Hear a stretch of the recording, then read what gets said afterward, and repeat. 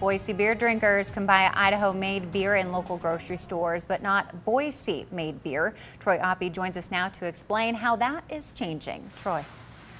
Tammy, it's no secret the local beer scene in the Treasure Valley has grown at light speed in the last couple of years, but you can never get truly local beers anywhere but a draft tap.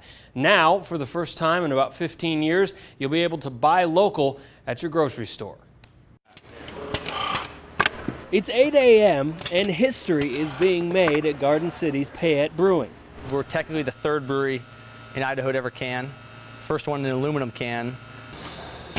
Monday, a mobile canning company from Portland began a 38-hour process putting beer into nearly 210,000 cans. The first step is filling the cans with beer. The second step is putting a lid on top of the beer can and then putting it into the seaming machine here, which rolls the metal edges together to create a seal. In just a year, Payette, led by 28-year-old Mike Francis, has become the third largest producing brewery in Idaho, but it's still well behind Laughing Dog and Grand Teton, both which bottle and distribute across state lines. I wanted to can on day one, but knew it wasn't quite feasible. Part of canning was knowing what beers people liked.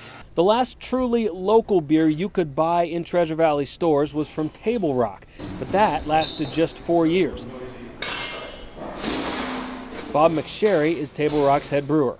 Initially, it was great. You know, we were pretty much everywhere in Boise. You know, we had a distributor. They pushed us out there, and then I don't know what happened, and then we just were not everywhere. So.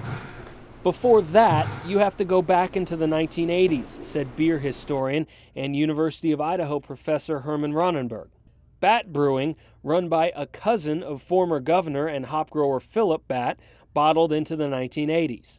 Idaho's last canned beer goes back more than 60 years to Boise's Bohemian Brewing and Eastern Idaho Brewing in Pocatello. It's a lot of work. I mean, seriously, a lot of work and a lot of mechanicals. It's just a big jump from kegging to bottling or canning. We're using a mobile canner, so we don't have the risk of actually having the equipment yet. So it's allowing us to get cans in the market without doing a huge capital investment. For now, Payette will only be in 5 Albertsons along with a handful of other stores like Bruforia and the Co-op. As demand grows, Francis said hopefully his production can grow with it and more beer will end up in cans. There's probably a lot of learning to do, and hopefully we learn quick. Payette's not the only brewery with canning plans. Sockeye is building a canning line as well. Of course, you can always get a growler fill to take home with you. Growlers actually started in Victor, an invention of Grand Teton Brewing. Tammy, back to you.